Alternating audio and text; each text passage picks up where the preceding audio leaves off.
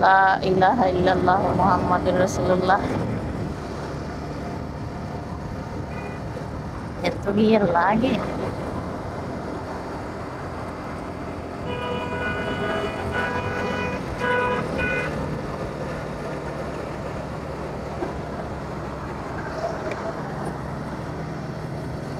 Wow, কি সুন্দর দৃশ্য! ও, ফাইনালি আমি আমার বাইক নিয়ে চলে আসছি যমুনা ব্রিজ, পদ্মা মেঘনা যমুনা। হ্যাঁ, মেঘনা ব্রিজ কি গেছিলাম? গেছিলাম তো। যাক, আবার যাব, কোনো সমস্যা নেই। এক বাইকে আসার যে একটা মজা, এটা তো আর কি বাইকার ছাড়া কেউ বুঝবেই না। আসলে আমি অনেক অসুস্থ। আজকে প্রায় 4-5 বছর যাবত আমার ট্রিটমেন্ট চলে। আমার একটা অসুখ আছে, সবাই হয়তো অনেকেই জানে, লুপাস নামে।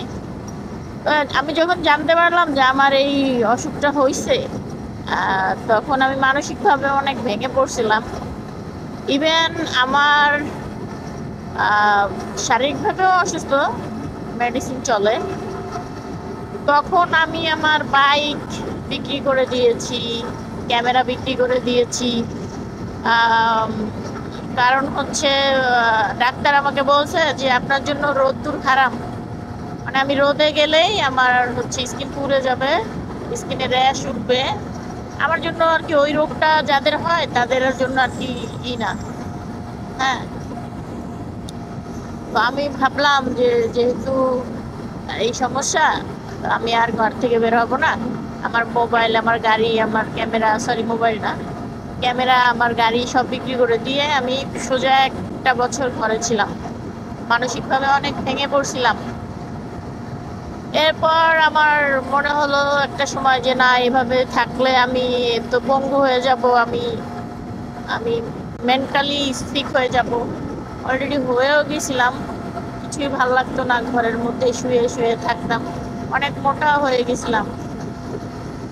তো এরপর আমি আবার শুরু করি, মানে আমার মানসিক শক্তি নিয়ে আমি আবার শুরু করি ঘোরাফেরা, আবার নতুন করে এই সাদা বাইকটা কিনি।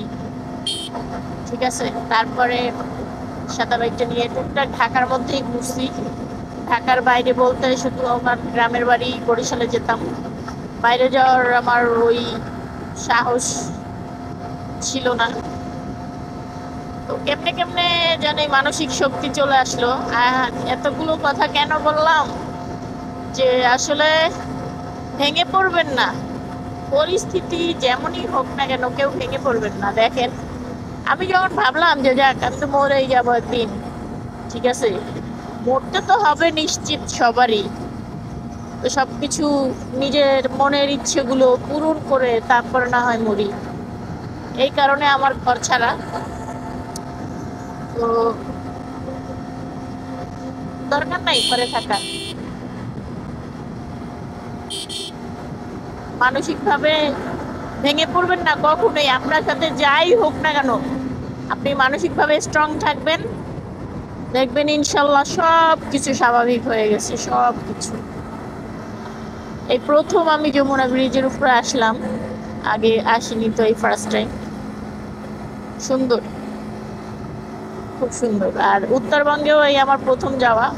উত্তরবঙ্গে আমার কোনো রিলেটিভ ছিল না, যাই সে কারণে কখনো যাওয়া হয়নি।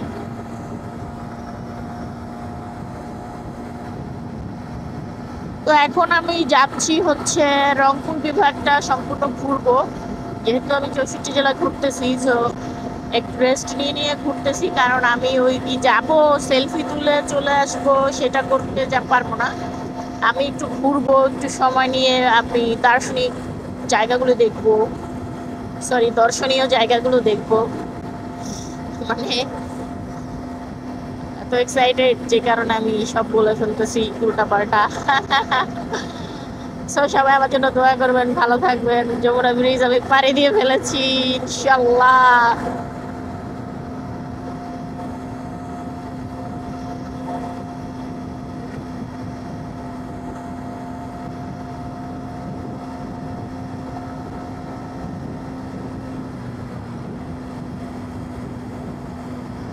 ও, এতক্ষণ বক বক শোনার জন্য সবাইকে অসংখ্য ধন্যবাদ। আল্লাহ হাফেজ।